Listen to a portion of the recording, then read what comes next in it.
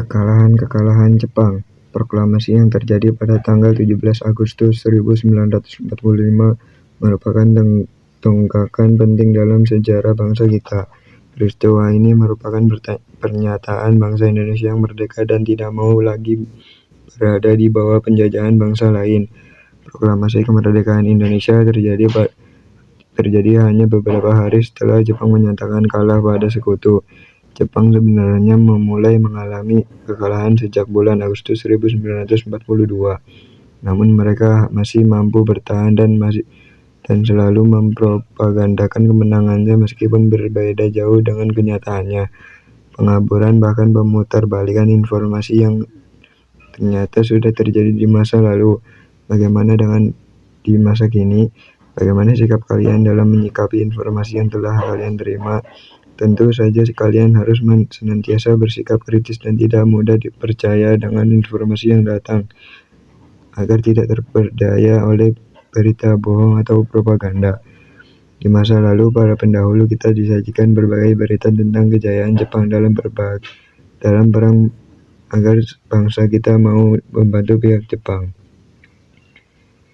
Pihak blok poros Aksis yang terhaluan fasis mengalami kekalahan di berbagai front dalam Perang Dunia II. Jepang semakin terdesak oleh kekuatan sekutu di front Asia. Pihak Inggris, Amerika, dan Australia yang bergabung dalam blok sekutu menyerang Jepang di wilayah-wilayah kekuasaannya, dan berbagai penjuru Jepang yang pada awalnya menerapkan strategi ofensif menyerang beralih pada strategi defensif bertahan. Jepang bahkan membentuk PPU PKI dan PPKI untuk mempersiapkan kemerdekaan Indonesia. Jepang semakin mendesak dalam perang. Banyak armada perangnya yang dikalahkan oleh sekutu, baik di sekitar Pasifik maupun di wilayah Asia Tenggara.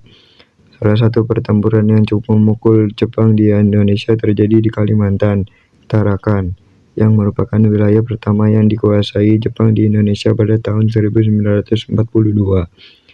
Diserang oleh pihak sekutu, mereka merebut kembali ladang-ladang minyak yang merupakan fasilitas strategis dan sangat dibutuhkan dalam perang, dan dari tangan Jepang, kota Tarakan hancur dan banyak di antara warga lokal maupun orang Jawa serta keturunan Tionghoa di sana yang mengungsi akibat serangan itu.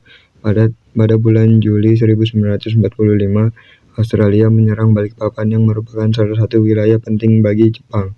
Ladang-ladang minyak yang jadinya direbut oleh Jepang dari pihak Belanda mendapat serangan dari pasukan gabungan Australia dan KNIL. Jepang akhirnya kalah pada 21 Juli 1945.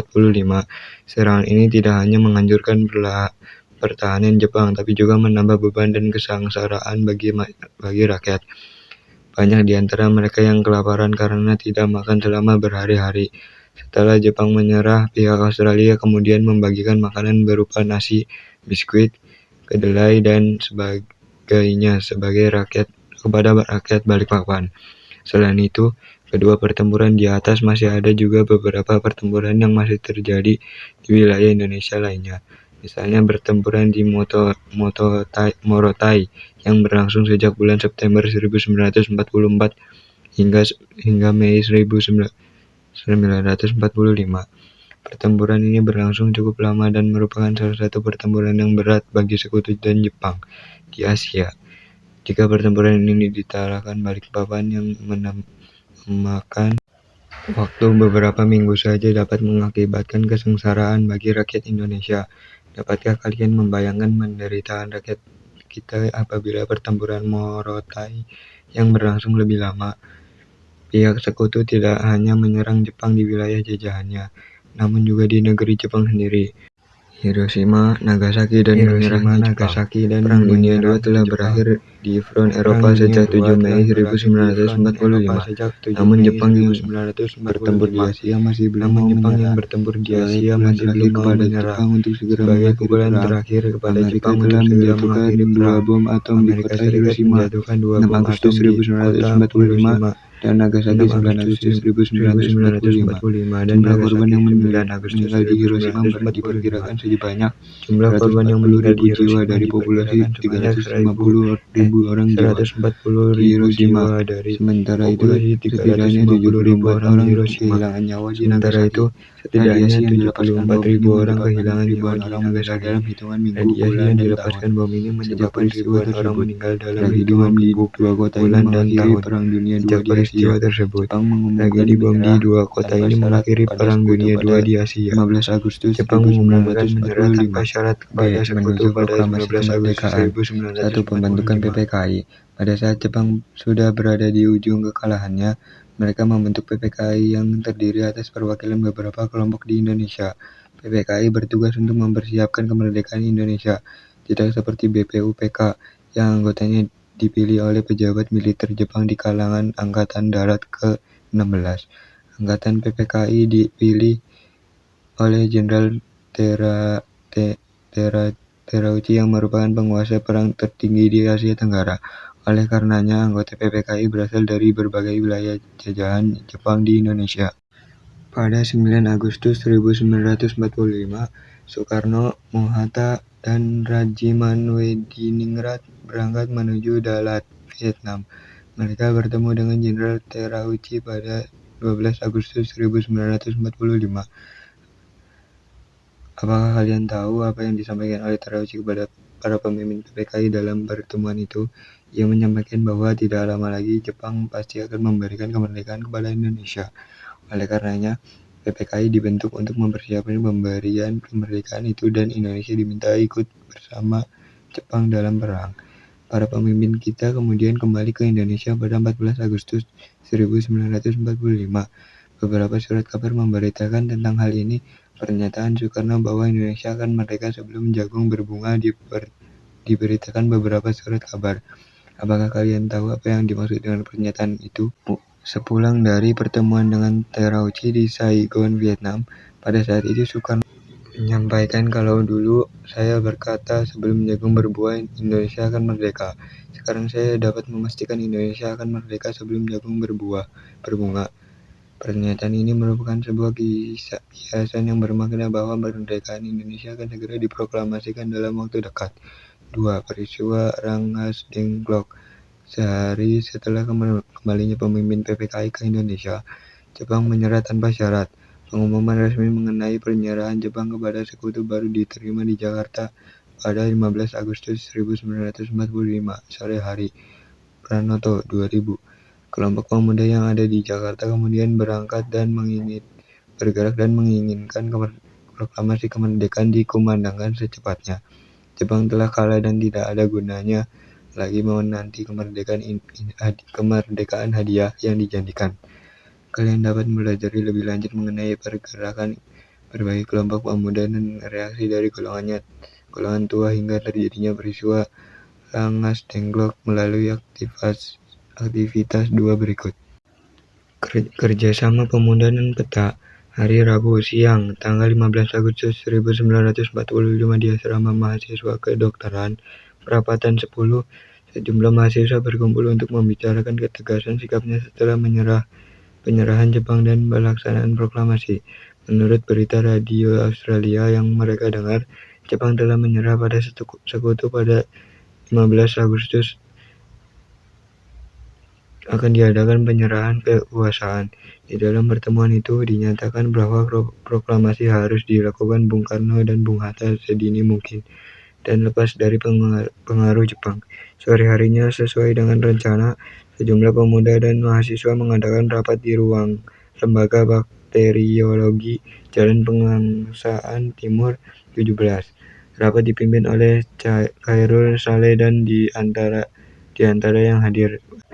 Rapat mempertegas tuntutan golongan pemuda agar proklamasi segera dilaksanakan dan dilepaskan sama sekali urusannya dari pengaruh Jepang. Mereka mengetahui bahwa Bung Karno dan Bung Hatta akan memproklamasikan kemerdekaan setelah disetujui rapat PPKI tanggal 16 Agustus 1945. Oleh karena itu, kedua tokoh harus didesak hasil rapat ini segera disampaikan pada Bung Karno oleh Subadio. Pertemuan ini tidak menghasilkan apa-apa sebab Bung Karno tetap kukuh dan pendiriannya untuk meminta persetujuan PPKI. Para pemuda menyadari bahwa gerakannya harus didukung oleh kekuatan senjata dari peta dan Heiho. Untuk kepentingan itu, dua orang pemuda yaitu Yusuf Kunto dan Surakmat menghubungi asrama peta di Jalan Jaga Monyet. Mula-mula permintaan pemuda ditolak oleh Sudanco Singgi, tetapi permintaan itu berhasil setelah ia mendapatkan desakan dari Khairul Saleh. Secara diam-diam peta memberikan senjata kepada para pemuda yang disimpannya di asrama dan beberapa rumah mereka. Pada tengah malam, para pemuda dan mahasiswa berkumpul di Jalan Cikini 71 untuk membicarakan kegagalan membujuk Bung Karno dan Bung Hatta. Mereka memutuskan untuk membawa dua pemimpin bangsa itu keluar kota agar memproklamasikannya di sana. Peristiwa Rengas Dengklok. Pada malam hari tanggal 15 Agustus 1945, terjadi pembincangan yang menegangkan antara Wikana, Khairul Saleh, Darwis, dan kawan-kawan dengan Soekarno di kediamannya di Jalan Peganggas Timur No. 56, Jakarta. Mereka mendesak agar Bung Karno dan Bung Hatta bersedia memproklamasikan kemerdekaan tanpa menunggu sidang PPKI tanggal 16 Agustus 1945. Namun kedua tokoh tersebut menolak permintaan para pemuda. Setelah gagal meyakinkan kedua pemimpin tersebut, para pemuda mengadakan rapat di Cikini 71 dan bersepakat untuk mengasingkan kedua tokoh ini ke Rengas Dengklok. Bung Karno dan Bung Hatta dijemput oleh anggota peta pada dini hari saat hendak makan sahur dan dibawa ke Rengas Dengklok. Berdasarkan kesepakatan itu, Ahmad Subarjo ditemani Yusuf Kunto berangkat menuju Rengas Dengklok menjemput Soekarno dan Hatta.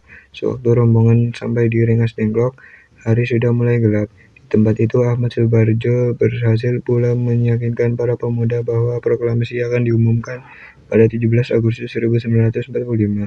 Dengan adanya jaminan dari Ahmad Subarjo, akhirnya Soekarno dan Hatta dilepaskan oleh para pemuda dan kembali ke Jakarta. Kedua tokoh ini sampai kembali di Jakarta pada malam harinya. Perlu ditampilkan dalam drama antara lain alasan para pemuda mendesak Soekarno dan Hatta agar segera memproklamasikan kemerdekaan, alasan golongan tua menolak permintaan golongan muda, dan negosiasi antara golongan tua dan golongan muda sehingga Soekarno dan Hatta dapat kembali ke Jakarta. Teks pada aktivitas 2 menunjukkan adanya perbedaan pendapat golongan tua dan golongan muda terkait proklamasi kemerdekaan. Bagaimana pendapat kalian mengenai perbedaan itu? Perbedaan pendapat adalah hal yang wajar terjadi mengingat adanya perbedaan sikap dan strategi dalam menghadapi Jepang. Pengumuman kekalahan Jepang yang mendadak membuat para pemuda bergerak untuk merebut momentum. Sementara itu, ketiadaan sikap tegas dan pengumuman resmi dari pemerintah Jepang di Indonesia membuat golongan tua memilih bersikap hati-hati. Bagaimanapun juga Jepang masih memiliki kekuatan dan persenjataan di Indonesia. Meskipun demikian, baik golongan tua maupun golongan muda sebenarnya memiliki tujuan akhir yang sama, yaitu kemerdekaan Indonesia.